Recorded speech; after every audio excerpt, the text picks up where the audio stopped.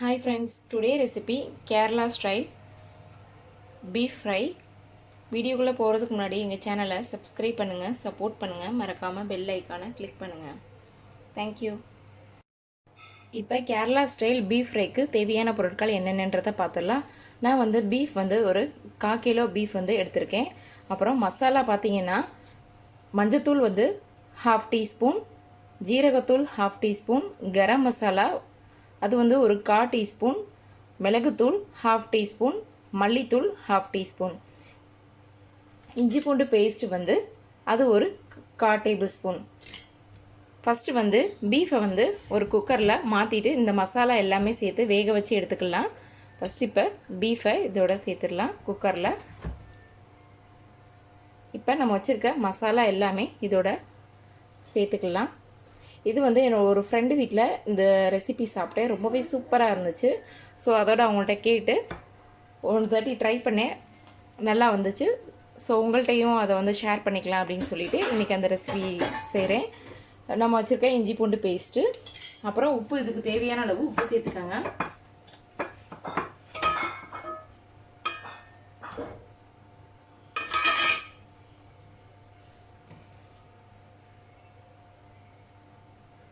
இப்போ இதை நல்லா மிக்ஸ் பண்ணி விட்டுட்டு இதுக்கு தேவையான அளவு கொஞ்சம் தண்ணி சேர்த்துக்கலாம். தண்ணி சேர்த்து இதை ஒரு 4-5 விசில் வர மாதிரி வேக வச்சு எடுத்துக்கலாம். நான் ஃபுல்லுமே இது வந்து நல்லா ஒரு பிரஷ் பீஸ் தான், நல்லா சின்ன சின்னதாக கட் பண்ணி வச்சுருக்கேன். இப்போ இதுக்கு தேவையான அளவு தண்ணி சேர்த்துக்கலாம். இப்போ இதோட தண்ணி சேர்த்துக்கிடுவோம்.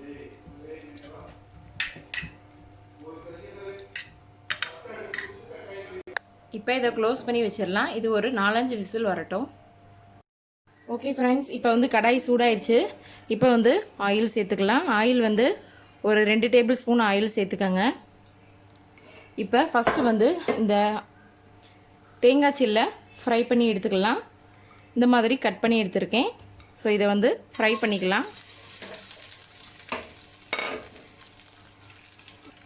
இப்போ நல்லா ஃப்ரை ஆயிடுச்சு. இந்த மாதிரி ஃப்ரை பண்ணி எடுத்துக்கோங்க. இப்போ இதை எடுத்து வச்சுக்கலாம்.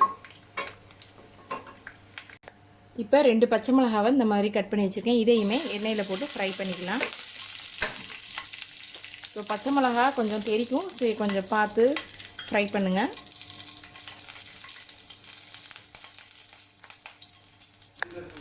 இப்போ சில்லி வந்து நல்லா இந்த மாதிரி ஃப்ரை பண்ணி எடுத்துக்கோங்க. இப்போ இதோட இன்னும் கொஞ்சம் ஆயில் சேர்த்துக்கலாம். ஒரு டேபிள் ஸ்பூன் போல் ஆயில் சேர்த்துக்கிட்டு இப்போ நான் வந்து ஒரு வெங்காயம் இந்த மாதிரி பொடியாக நீல வாக்கில் கட் பண்ணி வச்சுருக்கேன். ஸோ இதை வந்து நம்ம வந்து ஃப்ரை பண்ணி எடுத்துக்கலாம்.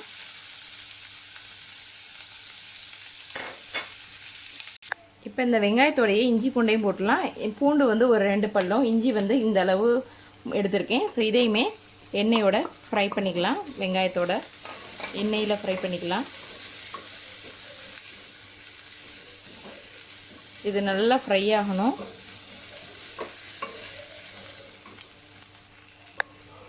இப்போ ஓரளவு வதங்கியிருக்கு. இப்போ வந்து கருவேப்பிலை சேர்த்துடலாம்.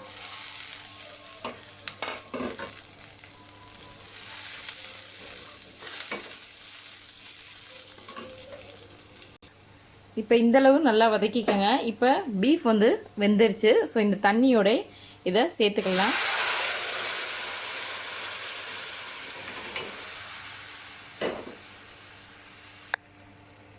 இப்போ தண்ணி எல்லாமே நல்லா வத்தட்டும்.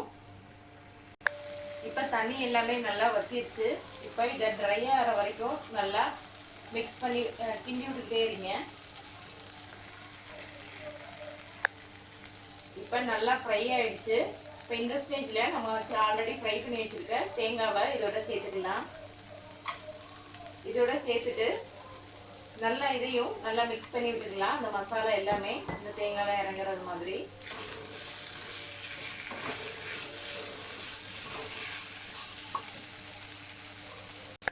இப்போ வந்து அடுப்பை ஆஃப் பண்ணிடலாம். இப்போ ஃபைனலாக நம்ம வச்சுருக்க பச்சை மிளகாவை இதோட வச்சிடலாம். ஓகே ஃப்ரெண்ட்ஸ், சூப்பராக ரெடி ஆயிடுச்சு கேரளா ஸ்டைல் பீஃப் ஃப்ரை. கண்டிப்பாக ட்ரை பண்ணி பாருங்கள். இந்த வீடியோ உங்களுக்கு பிடிச்சிருந்துச்சுன்னா லைக் பண்ணுங்கள், ஷேர் பண்ணுங்கள், கமெண்ட் பண்ணுங்கள், மறக்காமல் சப்ஸ்கிரைப் பண்ணுங்கள். தேங்க்யூ.